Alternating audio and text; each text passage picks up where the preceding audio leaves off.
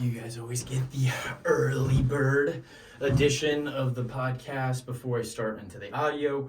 Moved you close. I did wide lens this time. We're going to see how it goes just because the phone can be closer, so the audio will be a little bit better theoretically. Decent amount of soundproofing, and you will notice that we're in a different room. It's the Caramel Co-Hatch. Unfortunately, the mic broke down, but G, my G, is getting a new cable for that, but I have my own mic, and I honestly don't know why I haven't been using my own mic. I guess it's just the convenience. I don't have to lug it around with me, but at the end of the day, this Rode mic, right? No, pod mic by Rode is amazing. It's actually one of the best mics, and this little interface by B-E-H Ringer. I don't even know. But that was like $50, and this was like $100 the mic, and then all the other accessories, a stand. It all said and done, I think it was around $300 with the cords and stuff. But it works out really well, honestly. This is like I've tried different mics. The Blue Yeti is honestly not as good as this. But anyways, we're gonna dive deep into this before I just get completely detoured.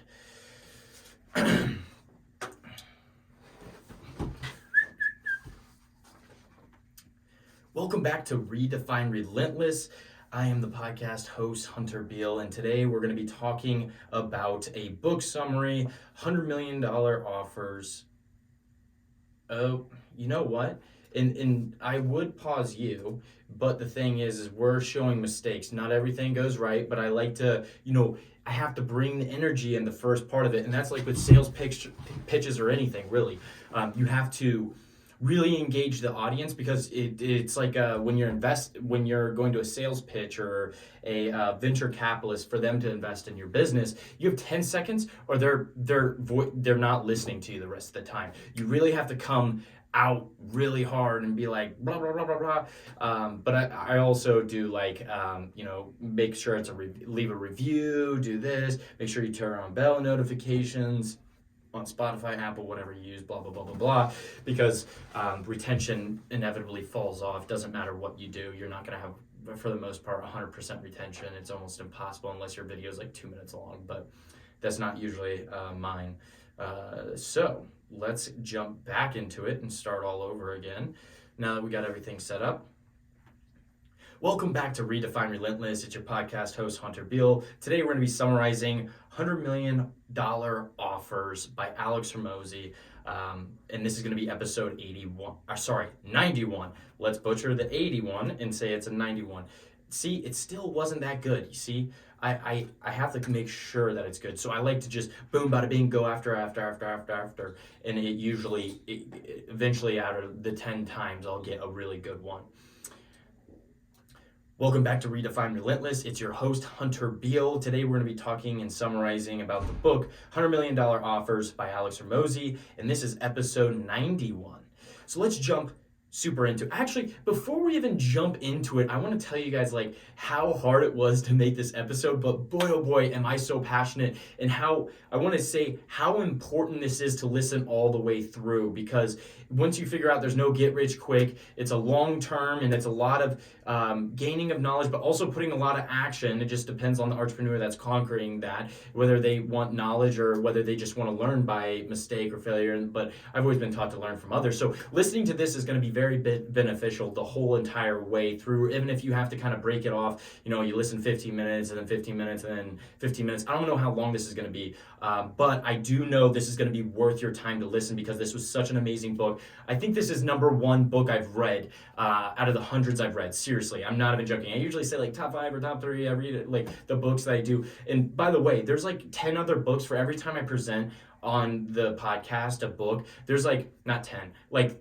a couple other books I've read and was like, it's not worth it to present. I just don't think the book is that worth it. The ones I do present are always really good. And this one's really good. And it was really hard to start this podcast. And before we dive deep into this, the book summary, this podcast, mic wasn't working, and then it was something else, and then literally right before I got here, there was like someone tripped and fell on the sidewalk, and like I had a first aid kit. I'd been a lifeguard for 5 years, so I was like, all right, this is the perfect time for me to go over and help. I found like a parking spot by the grace of God, and like literally got my first aid kit, ran over. Got her some gauze and like was making sure I was attending to her, and then a police officer ended up like stopping, and then he called the EMS and made sure they were on their way, and then I just helped like kind of attend to her, and then the ambulance came. It was just crazy, right? To finally shoot this though, that little crazy story I thought I would share. But through all this, I think everything happens for a reason. And like last night, the podcast episode I really wanted to do, but I couldn't, and I was honestly tired. It was really happened for a reason. I think a little bit of a sprinkle of knowledge before we jump into this podcast episode is everything happens for a reason. Truly believe that, because like you never know the thousands of things that could have happened in everyday situations, trillions. If you're a minute late, you're a minute early, or if you didn't help this person, if you didn't help that person, like how things play out. And there's just so many things that don't work, but finally they eventually work, and it happens for a reason. I'm coming with bigger and better energy than I would have last night, so I'm glad this happened. But let's jump right into it. So why this is important for you to listen to the entire episode, although I just explained that, is Alex Hormozi, the author of this book, made more in a year than the CEOs of Ford, Motorola, McDonald's, Yahoo, and IKEA, wait for it, the punchline, combined. All 5 of those CEOs, he made more combined in a year. That's crazy. Like, this guy knows a lot, and he passed the threshold of $100 million in value, and he has like, his podcast is also really good. I'm going to refer a lot at the end of it. But it's very important you listen all the way through this, because there's a lot of gurus that want your money to take their course or stuff. And then there's people that like have a book, and then he didn't advertise this book. He didn't do anything because he's such a good business guy. Word of mouth just caught on fire. He doesn't have advertisements. He literally just sells a book. And I think it's at like 7,000. Correct me. I might be wrong. I know it's above 1,000 reviews on Amazon, and it's a really good book, especially for business people. But let's jump into this. So the objectives of today is pricing, value offer, enhancing, and execution. Now, this is on the inside world of the business world, but I want you to think wide scope. I want you to, although this is zoomed in on business, I want you to zoom out and really think about, okay, this is actually, I can apply these things in my life. It doesn't matter if you're nursing, if you're in this, that.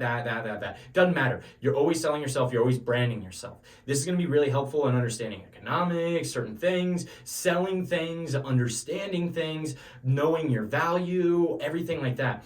So it's really important that you listen to other things outside of your field as well, not just business, but if you're in nursing, or if you're in business for that matter, listening to other things outside of the business world really helps you, because you're really subjective. If you're only in one industry, you need to sometimes, in my opinion, zoom out. So let's jump into it now that we got the objectives. Again, it's pricing, value offer, enhancing, and execution. So what's the secret to sales? Now, this is plain out stupid. This is what this book is basically summarizing in a sentence. It's the value proposition of the book. Make people an offer so good they feel stupid saying no. Wow, that seems so simple, but you wrap your mind around it. How do you achieve this? And how do I get it rolling, right? The only way to conduct business is through a value of exchange, which is a trade for a dollar and a value of something, a service, a product, whatever it may be. That's business kind of basically broken down in the simplest words. But there's 2 main problems that this book solves, and that's 1, not enough clients, and 2, not enough cash, which is basically profit at the end. You want to have an excess of profit at the end of each month, and don't want to be burning on a high burner business where it's just burning a bunch of cash. And before we jump into pricing, a cheaper price does not mean better. You see it on Amazon. You see these people competing. You're having such slim margins, and we're going to jump into that in a second. But I really want you to think about that. Cheaper does not mean better. In construction bids, an example, when I minored in that and we were like bidding on things, and I was in a competition for Ball State, and like understanding construction, there's like a public bidding system. So say a commercial building wants to get built, or a school, let's say a public school wants to get built, and then a bid's open, and then they do estimating, a bunch of stuff. It's competitive bidding, but you can't see the other person's dollar sign. And the people that choose like which bid to go with, you don't want to always go with the lowest one, because that does not mean they have the best value. Maybe the middle person has really good experience, it's a well-known company, and that's the one you take. Like a really good construction company that was actually sponsoring our competition was the Turner Company, which is one of the biggest construction companies in the United States. It's a huge company. So it's like you don't always take the lowest dollar. That's very important. A big takeaway from this book is that sometimes the highest price is strategically put. And there's a quote that I'll later state with that. So pricing, grow or die. If you're not growing at least 9% per year, you are failing. So how do we grow in the simplest form? There's two things, and the last one falls into two sub buckets. So one, get more customers. Okay, easy. Two, increase each customer's value. How do you do that? The sub buckets of increasing each customer's value is increasing profit per purchase. And then the second one is increasing the number of times they buy. That is so important, because once you're in a one sell business, once you sell to all the people that are interested, you don't have a business anymore. It's not sustainable. You want to have a sustainable business and think long-term business. Again, grow or die. It's like, it's going to be very hard. Some products, things still have to be sold on Amazon, right?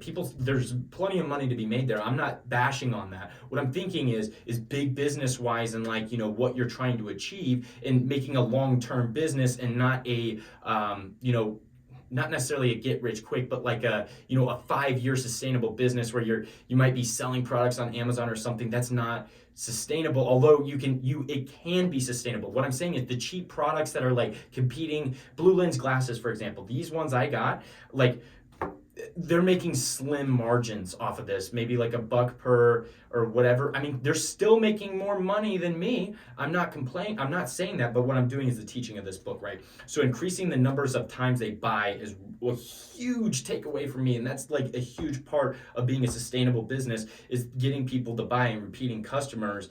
For example, like Jiffy Lube, people have to come and to get an oil change, and then you're thinking, well, there's electric cars and blah, blah, blah. That's a dying bit. No, it's growing. Trust me. I see the numbers. I know the news. I see what the media pushes. It's completely different on my end than what the media pushes.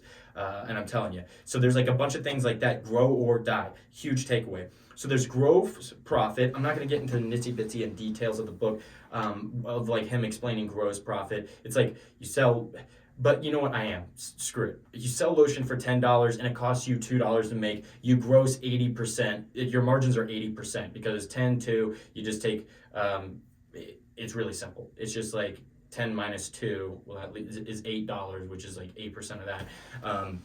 So that's your gross margins. But then there's lifetime value, which is LTV. And I think that was a really good definition. I kind of didn't really even know after reading this book. So say like an average customer stays 5 months and then they pay $1,000 per month, and then it costs you $100 a month to fulfill that, which is per month, then your lifetime value is $4,500. Now, I don't really have a board and you're listening to this visually, so that made it confusing. But just think of lifetime like, you have a subscription somewhere, something, right? Netflix or something, right? You pay $10, $15. We wish it was 10, right? But we're just going to go with 10 for simplest numbers. But you end up having, oh gosh, I don't have a calculator.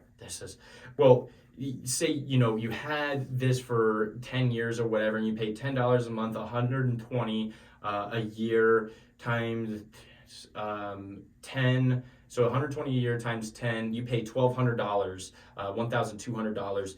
That's your lifetime value. And then like another big thing comes out. Your lifetime value with Netflix is $1,200, right? And that's in simplest terms. Lifetime value was a big takeaway from the book for me.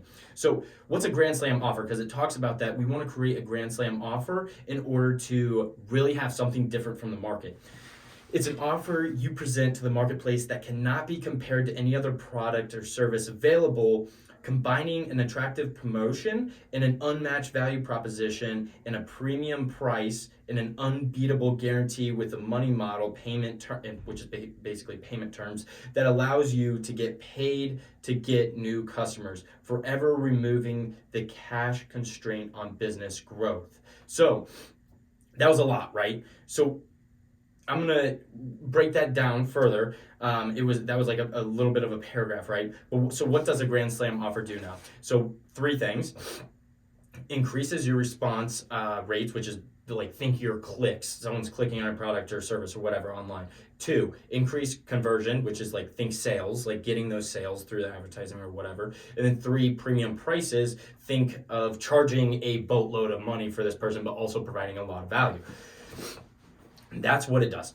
And so your Grand Slam offer forces a prospect or a customer to stop and think, to assess the value of the differentiated product you're providing, which means you recalibrate the prospect's value meter. So your value meter is so skewed, right? You go on Amazon, you try to find the cheapest product with decent reviews. That's your value, right?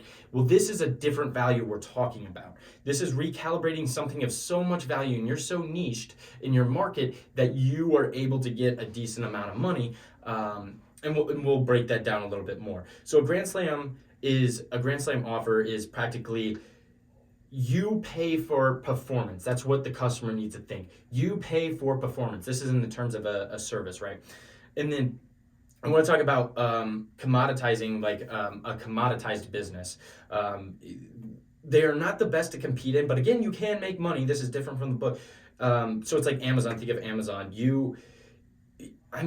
You just have to be so different, and that's the hard part. If you're like every other product, then you're competing with price, aka slim margins. Again, you go on Amazon, you search blue lens glasses so it doesn't hurt my eyes or whatever, and you're looking at people competing with price. It's like again, you can make money, but it's not a blue ocean, which I will talk about. I'm really passionate about talking about blue ocean. So let's talk about an amazing example. So again, we're trying to do one type, but there's many things that you can do to make money, right? Different ways you can present, and there's no one set path. I want to say this again. There's no one set path. With entrepreneurship, there's 1,000 paths you can take, and all can be successful, right? It doesn't, at the end of the day, there's a bunch you can take. This is to widen your scope of thinking of different things and different ways to sell things. This is an amazing example from the book. So pay one time, no recurring fees, no retainer, just cover ad spend. I'll generate leads and I'll work leads for you. And you only pay me if people show up. I'll guarantee 20 people in your first month, or you get the next month completely free. I'll also provide you the best practices from other businesses like yours, which is this, out of 4 things: daily sales coaching for your staff, 2, tested scripts, 3, tested price points and offers to swipe and deploy, 4, sales recordings, so you can really learn and digest what we're doing. And everything else you need to sell and fulfill for your customers, I'll give you the entire playbook for a tiny home rental, or absolutely free to become a client.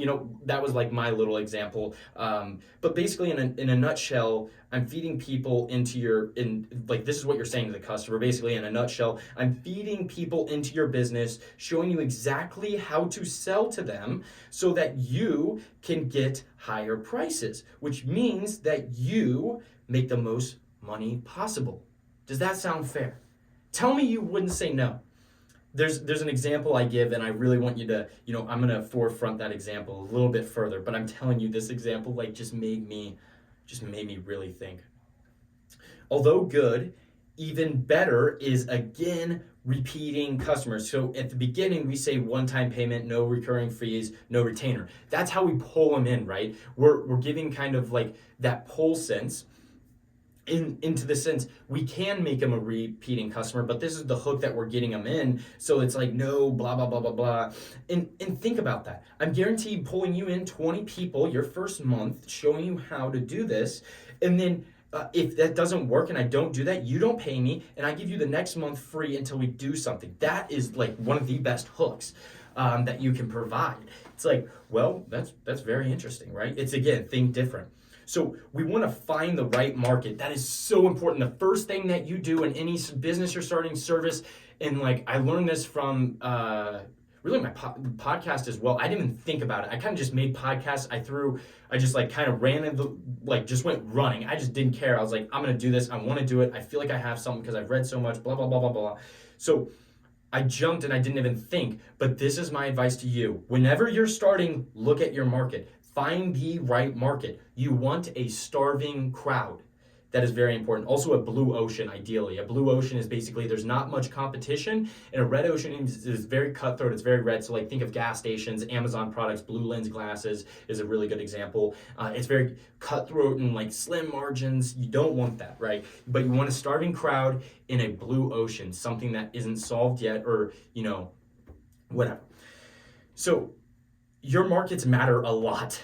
Again, grow or die. That's in business. You don't need to be romantic about your audience. Serve the people who can pay you what you're worth. In order to sell anything, you need demand. We are not trying to create demand at the end of the day. We're trying to channel the demand into our business. We're not trying to create it. Again, this is a different thinking. Steve Jobs, well, the customer doesn't know what they want. 100%. We're trying to channel that demand or TikTok, for example, they channeled that demand into them. They're bringing attention, and people can't get off the app or whatever. So when you're picking markets, these are the 4 indicators. Pain, 1 is pain, 2 is purchasing power, 3 is easy to target at the end of the day. We want it pretty easy that we can target them, and then 4, growing. Again, the 4 indicators of picking a market: 1, pain; 2, purchasing power; 3, easy to target; 4, growing. Now, the 3 main markets that will exist usually fall within health, wealth, and relationships. So this is how it goes. This is from least important. Again, this is very important to, the most important. Persuasion skills. That is very important. If you don't have that, you're not going to get far. But then it's also your offer strength. Your offer, your guarantees, and that is very important as well. And then you have a starving crowd market. That's the most important thing, because everything else falls if you don't have a growing market. Yes, you can still be successful in everything, but it's not a sustainable business. Again, we're looking at it from the perspective of being a sustainable business. It all falls out if you don't have a starving crowd, or basically that market, right? That starving crowd is what we're looking for. So commit to a niche, which is basically a part of the market, these really specific people that you are selling to, or giving your service, or whatever it may be. Commit to a niche, pick and commit. You will fail. The answer is not pivoting to a new market. You need to try again in a different way in this market. Alex talks about this and how much it annoys him on his podcast too. People will do something and it fails, and then they're like, oh, I need a different market. No, you just need to do it. You need to figure this out in your niche. You can change it. Yes, he said it's not that you can't, but it's people fail first, and then they just think of changing a market, and they do it every time and 20 times, and they're like, I can't find the right people, blah, blah, blah, blah. It's well, you got to stick to one and try to figure something out, right? You don't just move, you don't just change things and hope for the best. That's rebranding. As I figured out, Redefine Relentless, I'm still targeting towards collegiate entrepreneurs. So at the end of the day, I should have still kept college in there some way. But I'm moving forward at this point. Redefine Relentless is what I was branded as. But it's you shouldn't commit to a niche and stick to it. And I'm sticking to my niche of, college age people. But there's also a scope of 24 to 35-year-olds that listen. That's my second biggest market for people that listen to the podcast. Alex's podcast, and I'll refer again at the end, is... one is really good, and actually I think it's his most shared or his most liked. It's an episode that's called Doing the Boring Work versus Chasing the Shiny Object. And he talks about this. We all want this new thing, and we all try to chase this thing and this thing and this thing and do this. He's just focus on this, do really good, and you'll make a lot of money just doing that. There was an example of a guy who's I do roofs, I don't want to miss money, so I can do gutters while I'm up there. I can do windows too, because I'm up there, and he's doing all these different things. And he's do you know the richest woman in the United States, at least at the time, she owned a roofing company. And do you think she was doing windows and gutters? No, she focused on roofing and how to do it really damn well. Focus.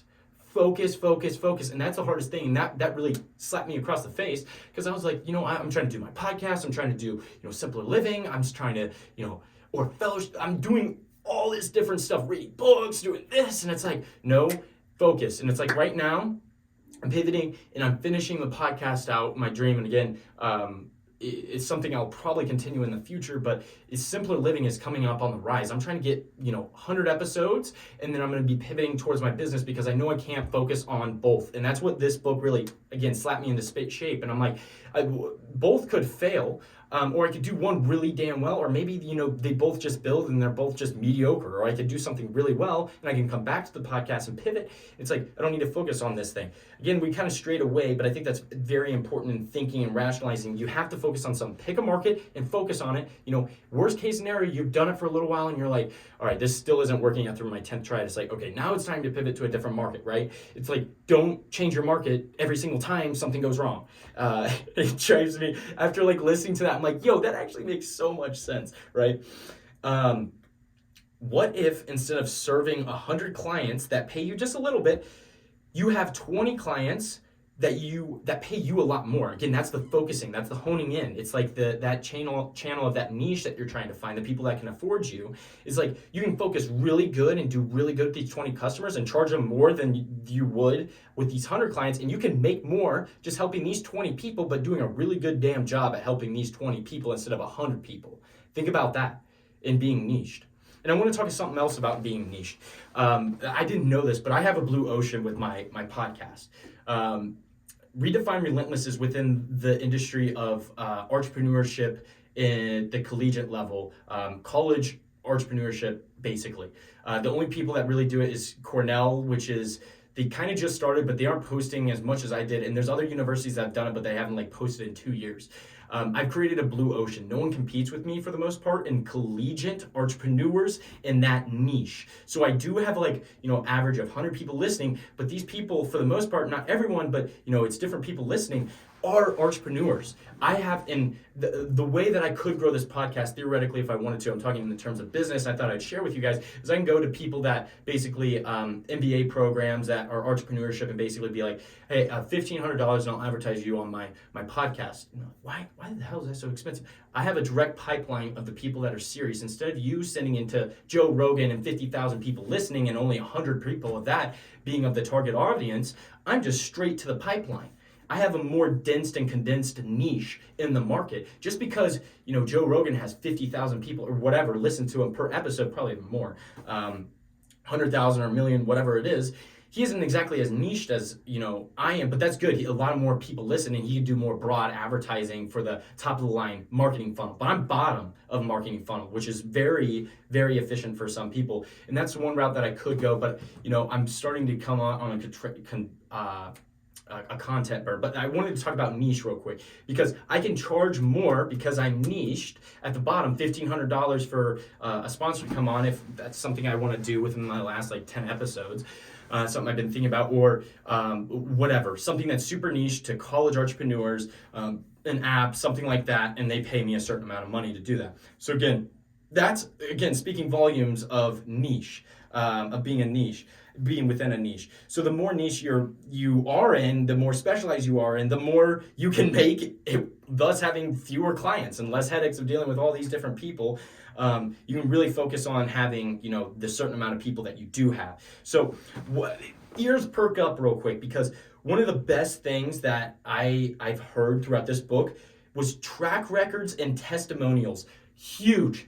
Track records and testimonials are so big to your business. When you're doing a selling offer, it is so crucial, because it makes sure that this idea or what you're doing or what you're selling actually works, and people are willing to, this has gone so well with this customer. He said he's willing to, he or she or whatever, will give you her number and tell you how good of a product this is. And they were an early adopter. And that's how good of a product we're trying to build here. And that comes with work. Again, track records and testimonials are very important. So here's the punchline. What I was talking about earlier is how does this sound? I want you to really listen, hone in, ears perked up, listen to this statement. If I make you $240,000 extra this year that you otherwise wouldn't make, would you pay me $42,000 or $40,000, whatever it may be? So basically, you bring in $200,000 more for me to enter, and I'm guaranteeing you this, or you don't pay me that money. Think about that guarantee. Oh my gosh. But again, you have to, the back end of your offer has to actually work. in order to commit this. And that's a big scale. We can hone it in and make it a smaller scale, right? Making that commitment, but making the offer again so good that people feel stupid saying no. How stupid would you, like, again, like maybe you think it's a scam or something, but think about that statement. If I made you $240,000 more a year, again, that's not existing if I'm not in your business, would you pay me $40,000? Well, you're bringing me $200,000. I would hope so. I do all the work. I do all this. It's like, whoa, that's actually crazy. Like, that is the biggest wrapped around theory within the book, is that guarantee of that one sentence. It's like, I would feel very dumb. I feel very stupid. Again, if he had the testimonials, the track records, I don't pay him anything if he doesn't make me this money. Holy moly, I'd feel stupid not taking it. And again, it has to be ethical, business, everything like that. I'm not saying, you end up laundering money or whatever. No. Completely legal what you're doing. If you provide more value than what you take in payment, you will do amazing. You provide more value than you do in payment, you will do amazing. In the simplest terms in business, that will get you so far, just that one sentence. And everything I've learned, especially with the Go-Giver, if you provide more value than you take in payment, you will do amazing. End of question. That should sell you right then and there. So understand value. Value is super important. The reason people buy things is because they think they're getting a deal. They believe what they are getting, basically the value of it, is worth more than what they're giving you in exchange for it, which is the price. They think that product or that service is worth that money in exchange of what this is getting. So example, this mic, $100, it's been worth $100 plus, way more than that. That's why I was willing to spend that money, because it was quality and it was within my price range. And it's provided tremendous value. I think they've honestly could have charged like $250 and I would have had still a value, but I'm theoretically, I don't know. I probably would have not bought it to begin with if it wasn't $100. But now I know it's true value, right? I feel like this value gap is $150. It's, this is well worth it, this pod mic that I have. There's no strategy benefit to being the second cheapest on the marketplace, but there is for being the most expensive. And this quote is by Dan Kenney.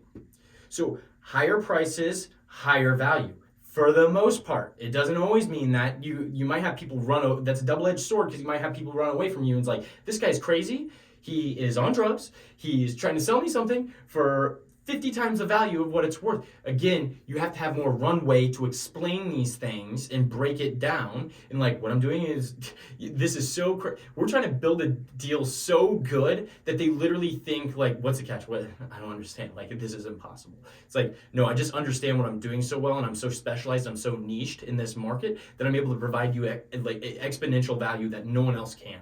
And no one's ever thought. Like, that's just crazy, right? But again, your guarantees back this up, and we'll get to guarantees in a second. So the goal is to be much higher than the customer. Oh, wait, I got to rethink of this. The goal is to be much higher than a customer thinks to themselves. The goal is to be much higher. The Hormozi law. The goal is to be like higher in value, but also have these people paying you a lot more money. Is that what I was trying to get at in this sentence? Thinking this is so much more expensive, there has to be something that is going to be different here, right? There has to be. So it's a double-edged sword again. They might think you're crazy. You need to understand value again. Going back to value. If you provide more in value than you take in payment, you're going to be fine. You have to make sure your offer sticks true to your guarantees and everything like that. We can build this guarantee. We can have it all fall. But if you don't provide what you can do really good in your niche market, everything falls down. And it can be actually a really tough to sell. Again, this is a ludicrous deal that we're trying to come up with, right? But your product must deliver again. You must outwork your self-doubts. You must be confident and know the person will succeed because you've done this so many times. Okay, we're going to be breaking out into a segment. I'm going to take a quick break to have some water. I'm going to come back. We're going to be talking about value, which is creating your offer, in just a second.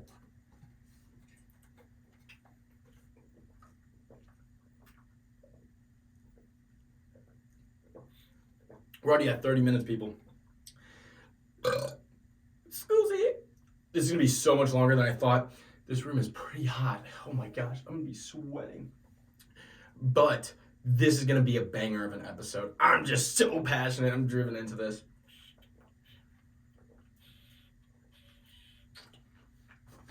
We're not even halfway through. I'm going to have to double time this. All right. I'm looking at my summary and I'm realizing I'm going to have to double time. There's a lot more to go and we're 30 minutes in. But again, this is so much more information. Rome wasn't built in a day. It's worth you to listen to understand these things, because you can't expect to listen to a podcast in 30 minutes and it be detrimentally to change your life like this podcast episode is supposed to do. And I know with retention and how social media works and how podcast works, again, retention wise, I know it falls off about halfway when the episodes get longer than 30 minutes, but how important it is for you to listen. Some people are going to close this podcast episode and be like, yeah, I'm one for me. But again, it's the 1% of the 1% that ended up, doing something big. So if that's you, I want you to really listen through this. That's the push-pull statement.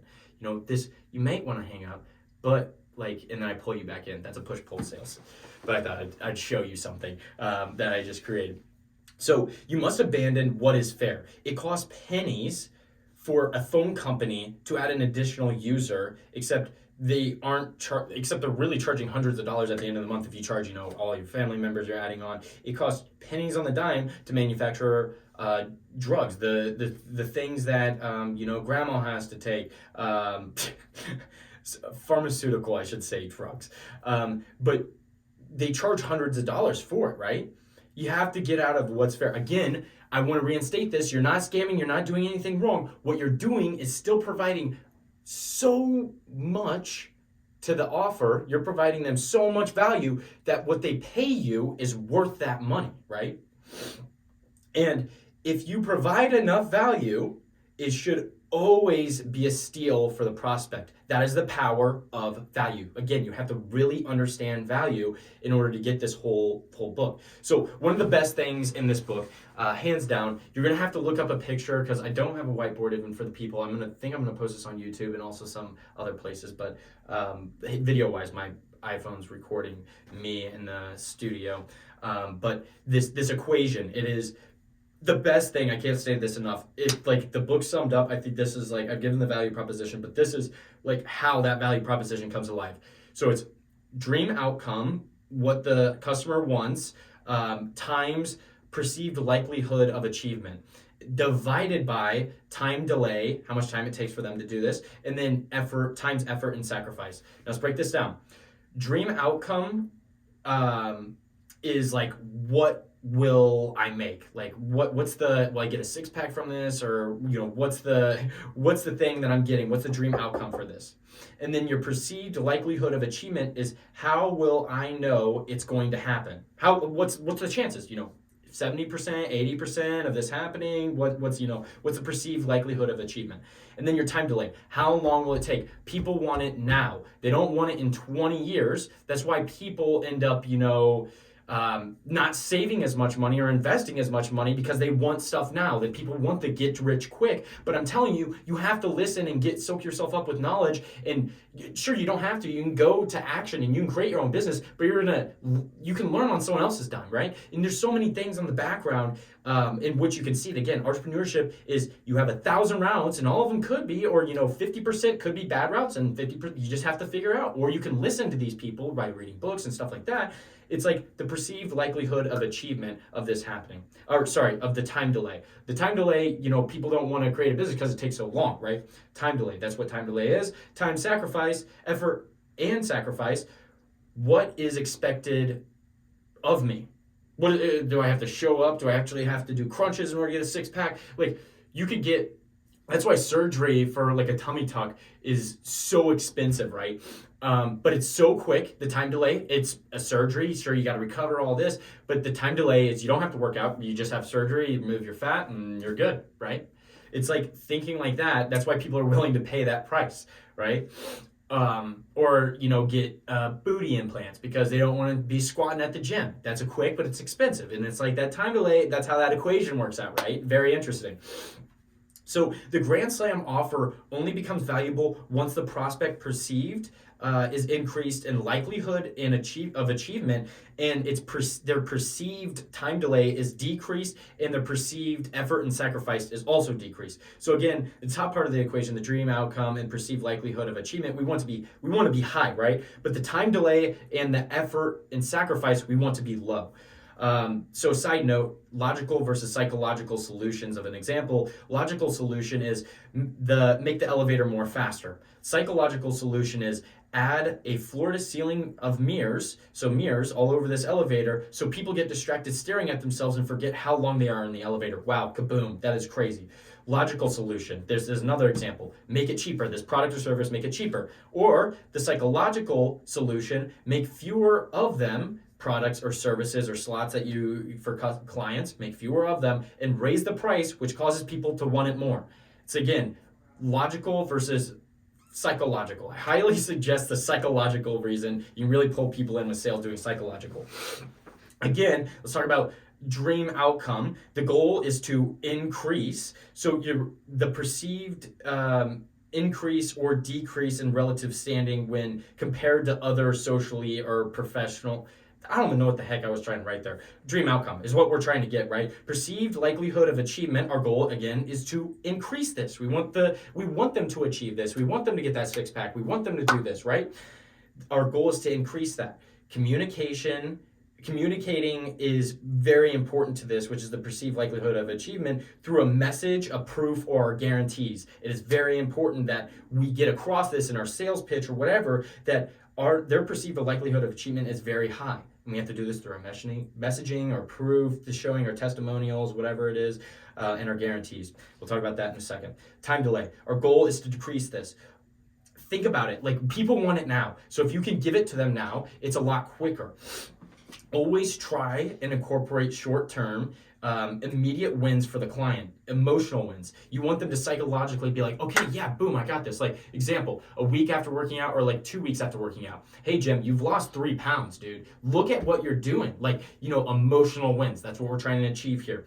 By doing this, their decisions to work with us are reinforced, and then they can stay with us long term, right? Again, Rome wasn't built in a day, but people saw this vision and they wanted to build towards this huge city.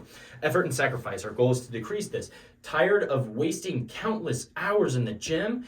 Tired of trying different workouts that won't work? That's literally the example of like trying to voice that. Because Alex Hormozi basically built a couple gyms. He sold the gyms, and then he knew really damn well how these gyms work and how to really bring and squeeze that limit of profit within them. So he'd go in and basically build it, and he'd make $42,000 like within a week or something off each gym, and he'd go across, and he was really niche to specific gyms. So that's like full circle how he did that. So convergent thinking versus divergent thinking. Convergent, there's a lot there's a lot of variables or things that you can choose, but there's only one right answer, so this is school. Divergent thinking, multiple right answers, and there could be one that's really well right. So it's important that we find the one that's really right. We want to have divergent thinking. There's multiple right answers, and we want to pick the one that's really right. You need to deliver like crazy, and I can't state that enough. Everything falls apart if you can't deliver. You have to deliver like crazy. And in page 76 through 89 in the book identifies outcomes, problem, solution, and delivery phase. We're not going to go over it here just because it takes a lot of time to explain that, and I really want you to deep dive into that book in order to get and soak up as much as possible. So it's important to solve every problem, and I can't reinstate that enough, because that's what differentiates you. There's a product or service that solves a couple of your problems, but what if there was a product or service that solved every single one, again, like within this market? I'm not saying all your life problems, right? Whatever it is within this market niche. You have knee problems. It's like, this medicine, this knee brace or this medicine, it solves all your problems. You literally try to solve all your customers' problems in that market, wherever they're buying you. Vacation rentals. I'm trying to solve this certain niche of people, secluded, a true getaway. They're consciously environmentally friendly. They want to be at a place that's net positive. This super niched in market, but again, I want to be in a growing market, and I want to make sure there is a market. I don't want to just be so niche that there's no one in existence that wants this thing. But I'm trying to solve the problem so niche that they're willing to pay X amount of dollars, right? So we want to solve every problem. This is what we want the customer to feel. This is very important. Financial value, 1. 2, cause them to believe they will be likely to succeed. 3, make them feel like they can do it with such less effort and sacrifice. 4, help them accomplish their goal and see the result they want with far less time invested. That's what we're trying to achieve out of this equation that we were just stating. Higher, no, I'm not even going to say that. I'm going to skip that because I want to make sure that we're given the most impactful information within this time. Again, I want to catch you, retain you. I want to make sure that you're listening and ears perked up. This is it. You have no idea. I hours on end to read this book, to analyze it, and then to type an entire paper, and then to go through, highlight it, like to read, digest it, to make it as simple as possible so you get as much for your listening of each per second. This episode is literally crazy with information. I can't tell you how much so. I really want to entertain you on this, and I really want you to get this information. So there's types of solution, like there's a high one-time, so like think about, there's a solution that he talked about that I think is really important, worth mentioning. There's some things that take a lot of initial time to build, which is like a one-time cost creation, but indefinitely low effort value afterwards. So example A, I will say to build this podcast took a lot of effort, building the website, setting everything up, the links, all this different stuff. It took an enormous amount of time. I can't explain how much to officially get to where I'm here, and I'm like adopting, I'm becoming better. I'm trying to take videos now, different things. It is a high cost of value. It's a high, but then over time, I'm just recording episodes, right? So it's a lot easier, and we're thinking like that retrospect. But we're trying to build something like ideally that would be awesome. Like this is why software companies are so valuable. Let me state that again. Think about like building a software company, right? But it's like you built it and now you just have to maintain it, but you have to like adopt and make sure that you're doing bigger and better things and watching kind of your market, but staying in your lane, focusing on what you do really good in your niche. Is thinking about that. Really think about that. High cost. That's why software systems are really important. Like I built this return on investment tool, and basically it took a boatload of time to code it. And my boss helped me. He was a huge help on it. Basically I built this tool, and what took me a week to do now takes me 45 minutes. Wow, that's software, right? It solves your problems, and that's why it takes a lot of time to build it. But then it's low cost, it's low overhead to after the time commitment. That's why software is so valuable, right? And why a lot of people want to invest in it if you didn't already know. So wording your offer is very, very, very, very, very important. So let's do an example of wording real quick. So we're selling an exercise packet, like a workout. Beginner workout guide. You think you're gonna buy that? I don't know, maybe not. How about this? Fat burning workouts proven to burn more fat than doing it alone. Adjust to your needs so you never have to go too fast or plateau or risk of injury. Value, $69.99. Sorry, no, it was $699 of value. So it's like, we reinstated that. It's like, whoa, this is really niched. This exercise guide, fat burning workouts provide to burn more fat than just doing it alone. Adjust to your needs so that you don't have to go too fast, plateau, or risk of injury. It's like, whoa, that's really niche. You want to create blue wording. You want to create blue ocean wording. So what we're doing here is really we're trying to think of out of the box thinking and wording that people don't compete in. Think about what gets you in How to Sell a Pin, which is a really good episode. You should listen to it if you haven't already. Is like, think about the best advice for like marketing is thinking about like you going checking out on Amazon or wherever and buying things, certain things, leisure, whatever it may be. Why do you buy that product? What gets you psychologically, like really deeply think about that and think about how you can sell like that. But you want to think broad scope, right? You might be the only one that thinks that, oh, I bought, this super niche product, blah, blah, blah. Trying to think like more broad and like what people want. But at the same time, don't do what everyone else is doing. That's already taken. And it's so boring if you send like, mass emails every week Valvoline. I'm just kidding. And like they're just boring. They're the same thing over and over and over. Where you can send things like once a month and you can be different from the market, but make it really impactful and them to get stuff and value of it and for free. But then they come in and like the Jiffy Lube and stuff, there's different strategy that you can do behind that. You want to have blue ocean wording strategy. Again, you're not competing. The red ocean is everyone else is competing with that, whatever. You want to be different than the other workout plans. Dude, there's so many products on Amazon, blue lens, glasses. How are you even competing with that? You want to be different in wording. That's how the people buy the service or product. Come on now. Let's get it. So 3 core things to this. Solve all perceived problems, not just some, all of them. 2, it gives you conviction that what you are selling is one of a kind. That's very important. So it's like, what I'm selling is one of a kind. You're not going to find it anywhere else. 3, makes it impossible to compare or confuse your business or offering with anyone down the street. Whoa. It's like at Jiffy Lube, we do complimentary services. So that's wiping your windows down, vacuuming the inside, in doing a full, like basically we're checking your differentials. We're doing a bunch of different stuff, but you go into a different place and you're just getting an oil change. We provide a lot more value than what people see, but we do a lot of things on the background. I'm not going to dive too deep in that, but like that's what it is. We don't want people to confuse our services with other things. We want to be unique and give them a different value proposition than what other competitors do. We want the customer. This is so important, guys. Listen.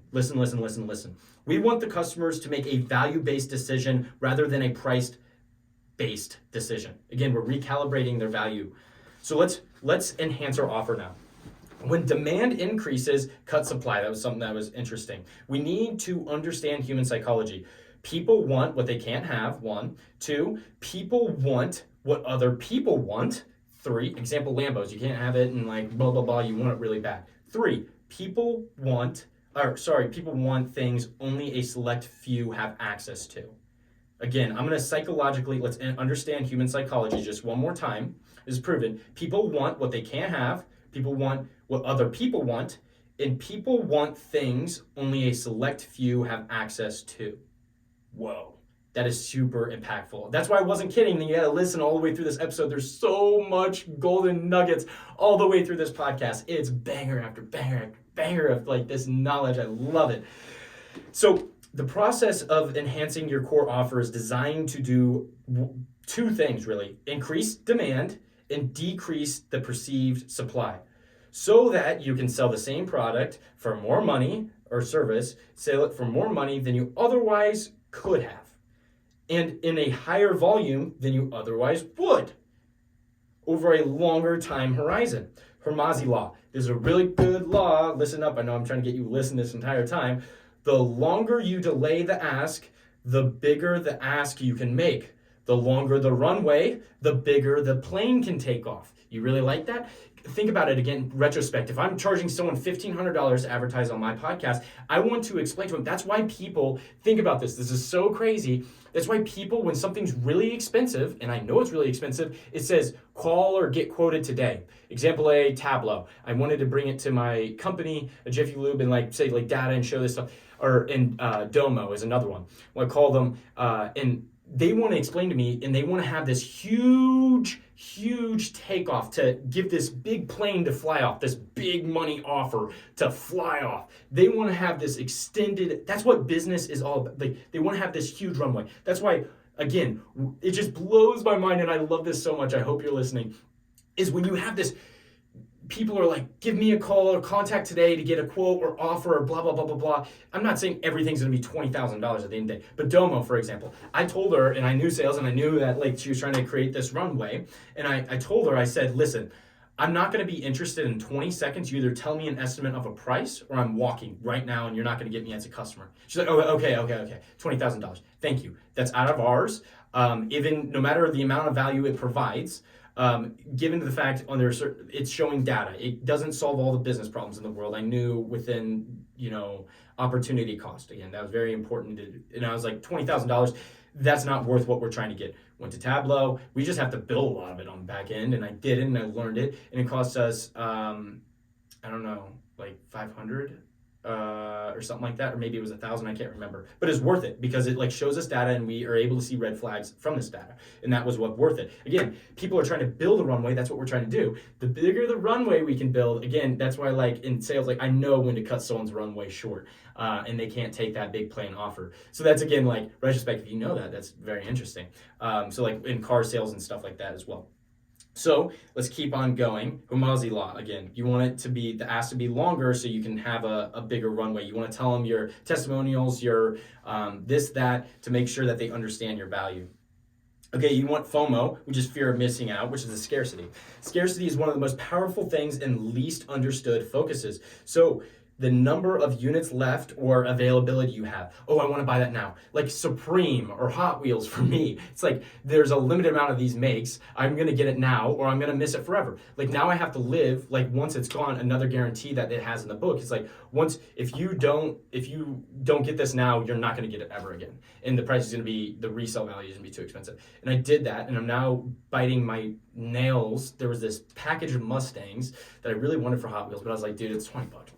I'm kidding, 2 toy cars for $20. Are you kidding me? And now I'm thinking about it. I'm like, yo, those were the sickest Mustangs. I wanted it so bad, right? But it's like, dude, that's actually crazy that, again, scarcity, that's what's so good about scarcity and selling people things. You know, yeah, I try to get like a course or something. I look at this like $3,000 or $100 course and it's like time left ticking or time available, blah, blah, blah, blah, blah, blah, blah. And then I come back like 5 days later and it's doing the same thing. I'm like, I know what you're doing. You're building scarcity so you can sell me an urgency of time.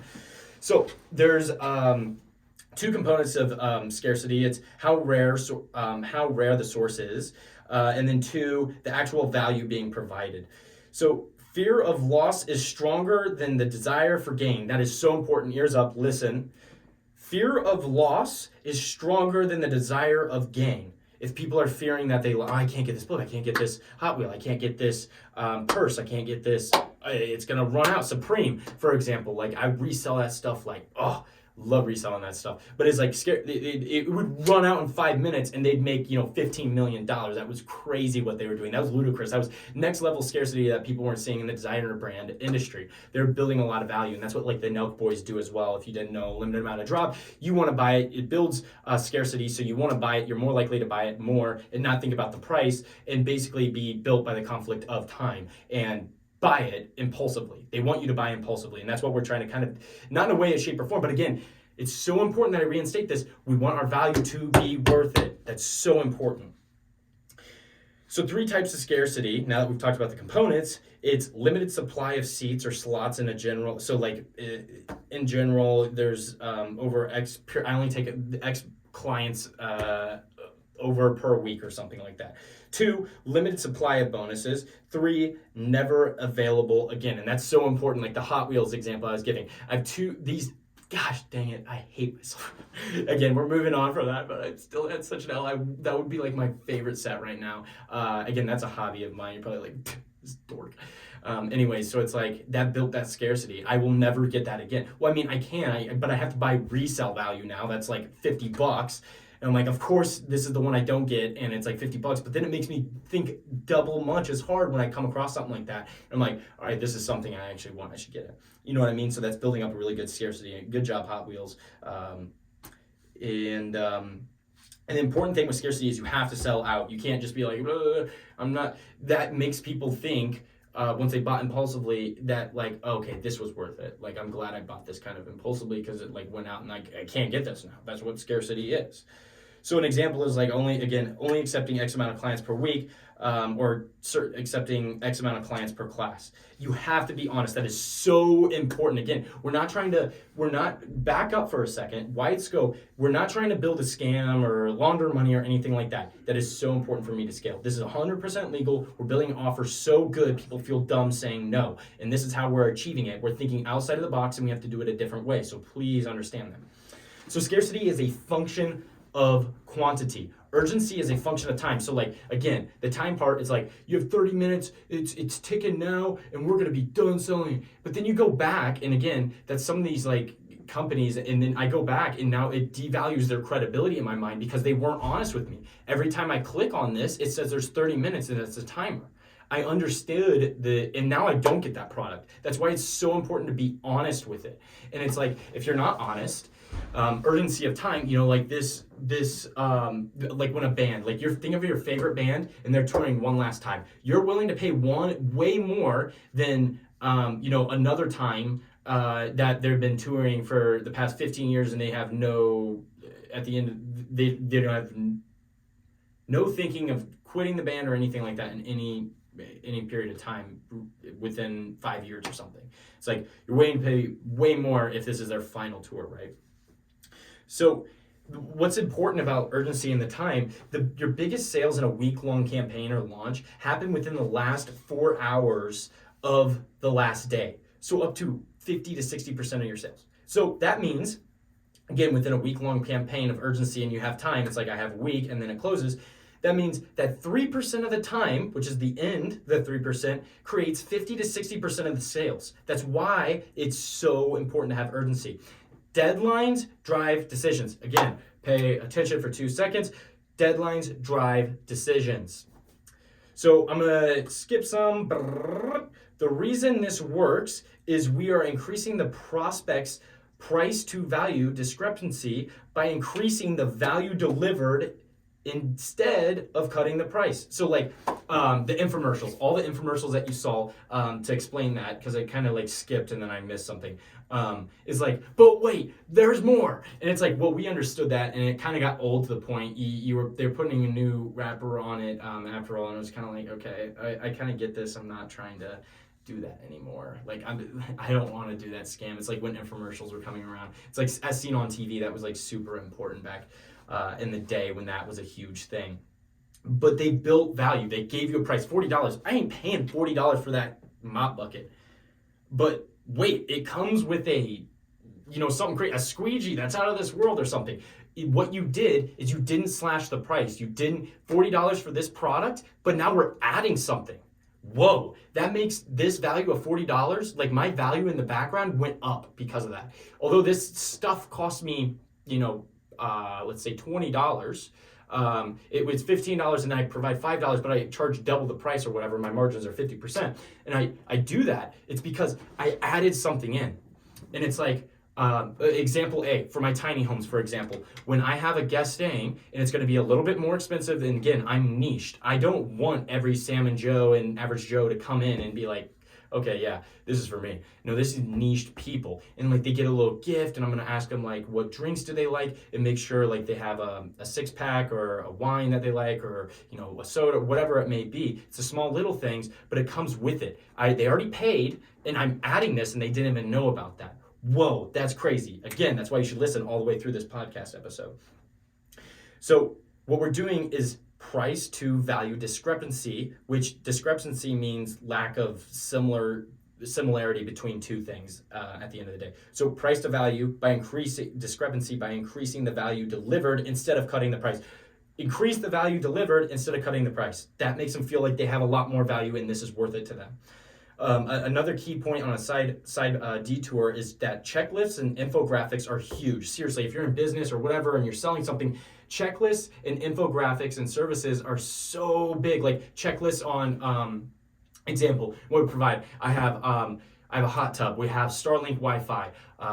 We have amazing outdoor views. You're secluded. You're this, you're that. I have a whole list of these different things. Wow, that's a lot of value, right? That's awesome. Okay, now let's move on to the goal. The 4 types of guarantees, I'm not going to dive too deep into them. You'll just have to read the book in order to get it. Is 1, unconditional, 2, conditional, 3, anti-guarantees, and then 4, implied guarantees. Warning, again, listen to the warning of the guarantees. While guarantees can be very effective for sellers, people who buy them because of the guarantees themselves, not just the product or service, they buy it because of the guarantee, can become terrible customers. So that's another thing to widen up your scope of understanding this. Again, there's opportunity cost. There's no one set cost in entrepreneurship. There's no one set path that makes you successful. You have to understand this is a grand slam offer and there's risks to what you're doing. There's people that have made millions of dollars off of doing this though, because their offer is so darn good. And that's why people sell courses, because it's so easy to put on, automate to basically do that and make a lot of money from it. So guarantee example. I'm actually gonna pull this book for you. I am sweating like, oh my gosh, I'll get out. It is so hot in here.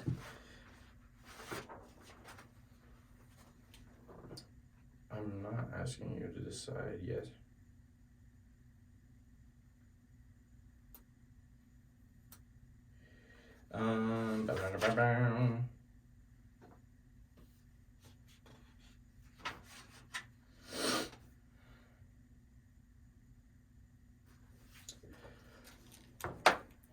Yeah, I'll set the book up for you so you get to see it. All right, I'm gonna skip that example after. I'm like, that's gonna be even longer. Again, I want to reinstate this. You have to be good at fulfilling your promise, or everything falls apart. That's why it has to be such a good value offer, and you have to come up with something that's really good. Again, we're making such a good offer that people feel dumb saying no at the end of the day. There's no get rich quick in this. There's a lot of building up to this. So this is not good for low ticket. This is good for low ticket situations. You don't want to be like. So this guy provided, there's a crazy guarantee. You know what? I am pulling this book out because it's such a good guarantee. I don't care that this podcast hour or whatever it is, it's going to be so, this is so good to your time that I think it's going to be worth it at the end of the day. I'm going to literally read this from the book real quick. It's like story time right now, right? Let's see. Listen to this seriously. This passage is so important. This guy made like $27 million off a single day. $27 million off a single day. Listen to this. This is very important. If you buy this course and spend X amount of dollars on advertising your e-commerce store using this message or methods that I have and don't make money, I will buy your store from you for $25,000. No questions asked. $25,000. So that's what he quoted. He claimed that he basically made an additional $3 million in sales because of this crazy guarantee of a $2,997 course.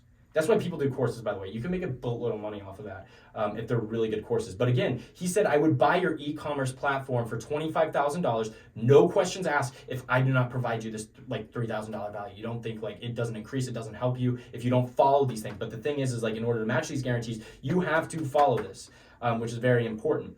So he actually only gave 10 of these refunds, $25,000 out, basically. So he generated, out of the $3 million he made in a single day, he generated $2.75 million in extra sales of the $27 million for doing this guarantee at the end of it. That is what a crazy guarantee does for you. That could be, especially with such a high ticket item, that could literally, you could file for bankruptcy because of that guarantee. I'm not saying go balls to the wall. That's not what I'm saying. But he could offer that because he had the money to do that. But that's what a crazy guarantee can make you. And it's like, if I don't offer you, again, it's going back to that offer. If I bring you in $240,000 a year, again, that doesn't exist. You pay me $40,000. Does that seem like a fair deal? Well, if it's all legal and business ethics and everything, I shouldn't see a problem with that. And like you work for free and I don't pay you if you don't do it. Wow, that's such a great guarantee offer. But again, that might draw in the wrong people that you're trying to strive for. And again, you have to have a really good offer in order to do this. But that's what we're trying to build. All right, so I talked about the crazy guarantee. So headline, because we're like really, okay, you know what? We rolling through this book. I'm so passionate about this at the end of the day because it's like you have no idea how much time it took to do all this, to annotate, like 20 plus hours if that. But this book is so good. That's why we're here right now. And again, ears up.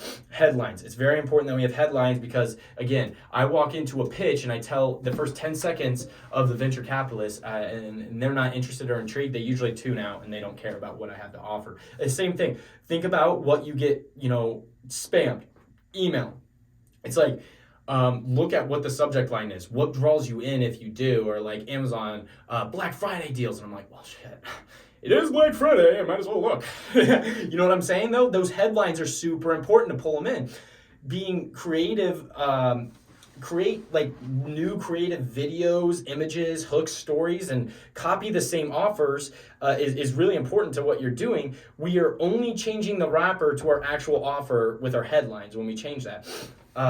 think of why someone would be interested in this offer and build a headline off of that. Again, I can't say this enough. A podcast episode that I made and I'm referring you to right now, Start with Why by Simon Sinek. And again, I always butcher his last name. Sinek is his last name. Simon. Start with why. Why would this person click this email? I'm not even kidding. That will do so much business for you. Like in strategizing. Seriously, this is what I do. Think about the customer shoes. Like my boss came on and he, I always try to provide value. I don't always just agree with things right away because then I'm not providing value if I don't provide feedback, right? And so there's a subject line or whatever. This is an made up example, and it's like blah blah blah blah blah. And I'm like, I think about it.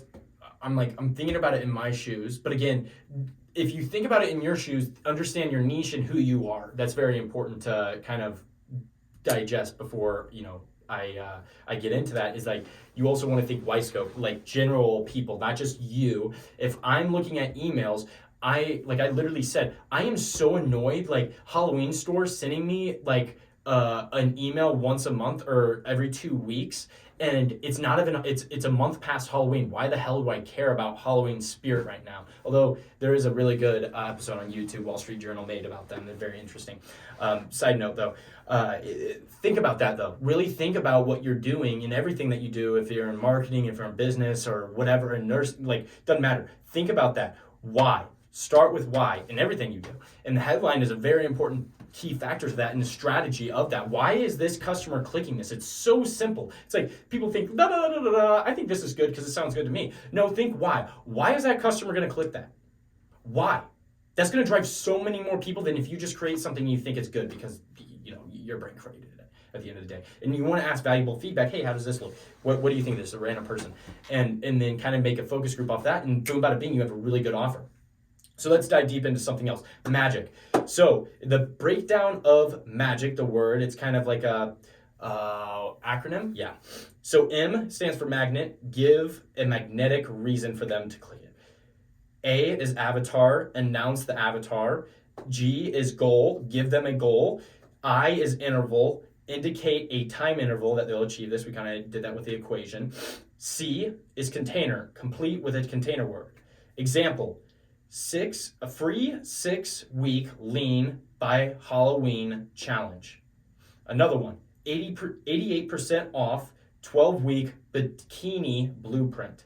Really good subject headline. Again, we're in headline for this, by the way, with the MAGIC acronym. Again, I'm going to reinstate it because it's so good. M stands for magnetic.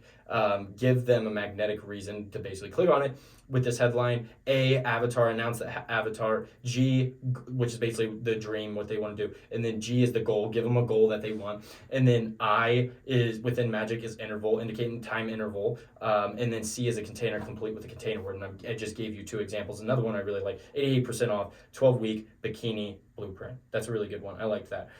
That's a really clickable one. But again, you don't want it, again, to take a step back, and you don't want it to sound so spammy that they're like, I'm not even kidding. My email got leaked, and I have like 10 emails that I get. Like, I feel bad for the people that are trying to market to me right now if they're doing a really good job, because I see so many spam emails through my email. It's like, oh, you're a winner. Blah, blah, blah. And I'm like, I could have just won $1 billion and I just threw it away. But it's like, I have so many spam. So it's also wide spec within my perspective. Maybe not everyone has that. Maybe they have a Norton antivirus, again, thinking wide scope again, not just my niche of my thinking, and leveraging your perspectives, which is very important. I forget who taught me that. He was an Orr fellow.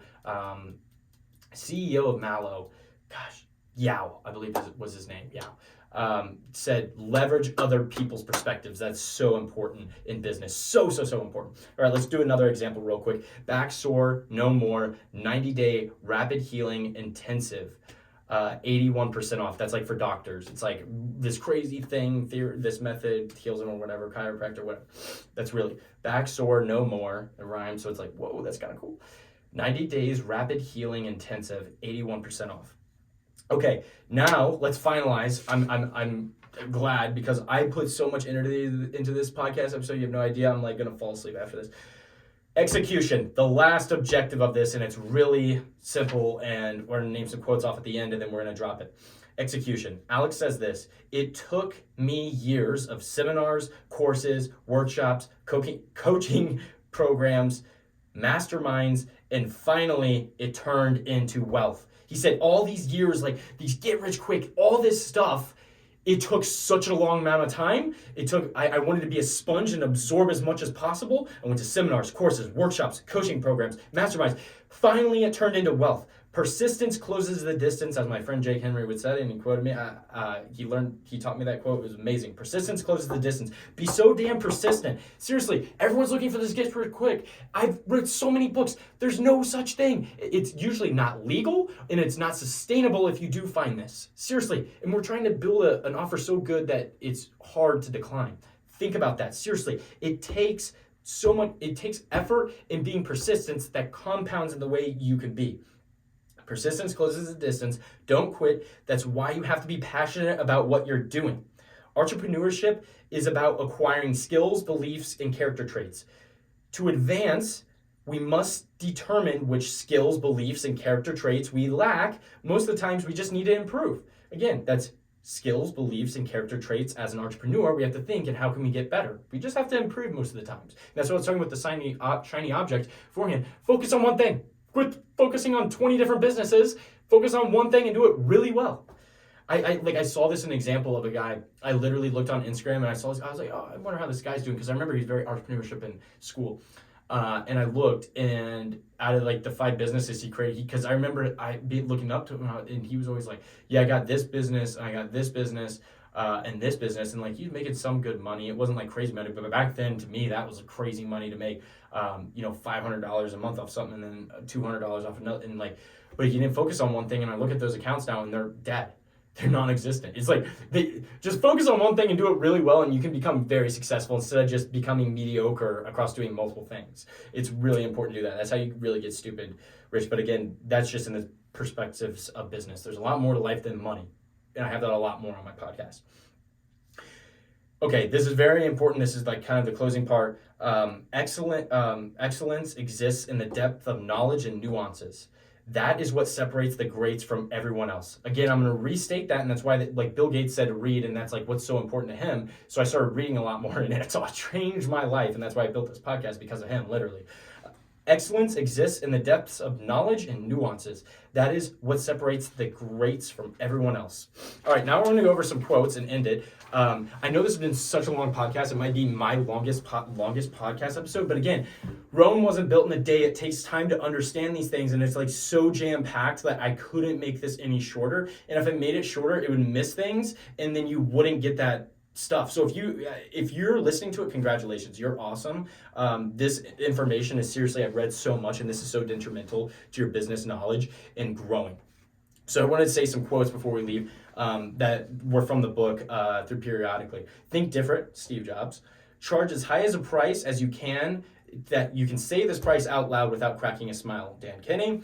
We question all of our beliefs except for the ones that we really believe in, and those we never think to question, Oscar Scott Card, which I think is like really good. Even in like religion, for example, you have to really think, and that's what makes you better at, like me being a better Christian, is like I question things, so I'm able to understand things a lot more and basically help people that, whatever it may be, because I really understand that there's things that we really believe in and like never. That's why with the Grand Slam offer is so important. That quote right there. We question all of our beliefs except for the ones that we really believe in and those that we never think to question. Like in business, we just think it's like, well, this Grand Slam offer is thinking outside the box. That's like, sometimes people don't think to question some of those things, the standards of business, but it's like, that's how we create a Grand Slam offer. We go outside the parameters and we do question those things in business.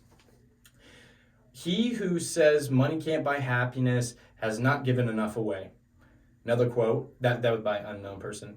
But wait, there's more. If you order today, every 90s infomercial. I really like that quote. Another good quote that I've already mentioned, deadlines drive decisions. Another one is, you are going to like the way you look. I guarantee that. By Men's Warehouse. By Men's Warehouse. That was a really good quote I like. That they literally advertised for the longest time. Forever, actually, I think. You are going to like the way you look. I guarantee that. Bro, that gals and girls and boys, listen up. That is such a good guarantee. You're gonna like the way you look. I guarantee that. Whoa, that's just a really good statement. Again, that took some time to think about. Before we leave, just one last thing. Implicit egotism effect. We are generally drawn to the things and people that resemble us the most. That's implicit egotism effect. Again, we are generally drawn to things and people that most resemble us. Okay, before we leave, last thing, I want to reinstate this and why this episode is so important for it to be long. The first $100,000 is a bitch. No other way to put it.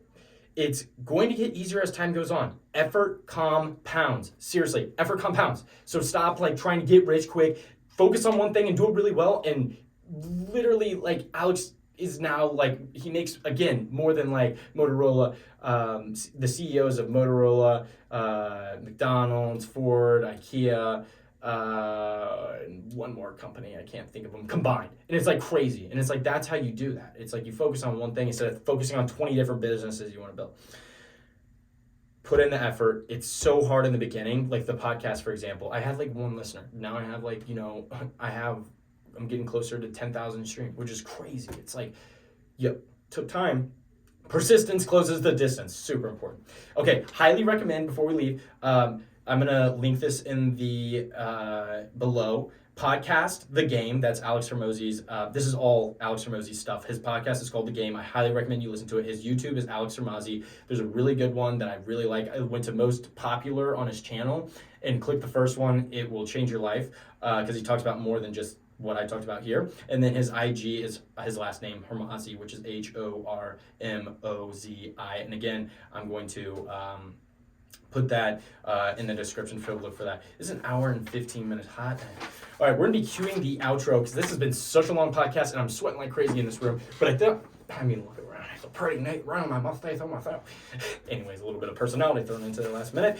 We're going to be cueing the outro. I hope you guys have a great day. Again, be thankful for today. Have gratitude because tomorrow is never promised. We're going to be cueing the outro now. Let's fucking go, boy. Save as. Dude, that was a banger podcast, and I know you guys are still listening up there. Such a banger podcast. I am so hyped for this one. I think this is the one. Oh, fuck, I already made it. Oh, shoot. I made one for it already. I'm so all over the place with my episodes. Wait, was it? What episode is this? 91? Okay, we're just going to go with 91.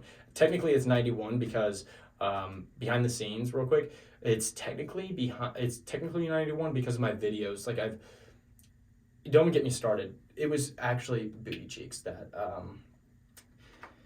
I switched from Anchor to Podbean, and basically they took my videos down because I made that switch. And I was like, bro, oh my gosh. So now it's just audio. It's just terrible audio. It wasn't that bad, but we learn. That's the whole point of it. I'm going to keep you on for a second because I think it's important behind the scenes. Episode 91, labeling 100 million offers. Okay, and then I have to save so I saved the file as a project, and then I have to save as an MP3. File name. Oh, wait, no, that's not the one I wanted. I have to save again. Export MP3. I go back. All right. Offers, save. Artist name, redefine, relentless. I have to do this every single time. I hate it too. Track title, this is 100 million offers by Alex Hormozi. Ooh,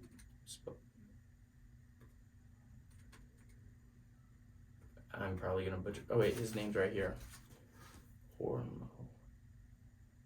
Okay, I did spell it right. This is episode 91. I'm just kind of throwing episodes out. It really doesn't matter that much. So that's loading now. I saved that and then I uploaded. I haven't been on Podbean, so that's going to be a whole nother thing to conquer.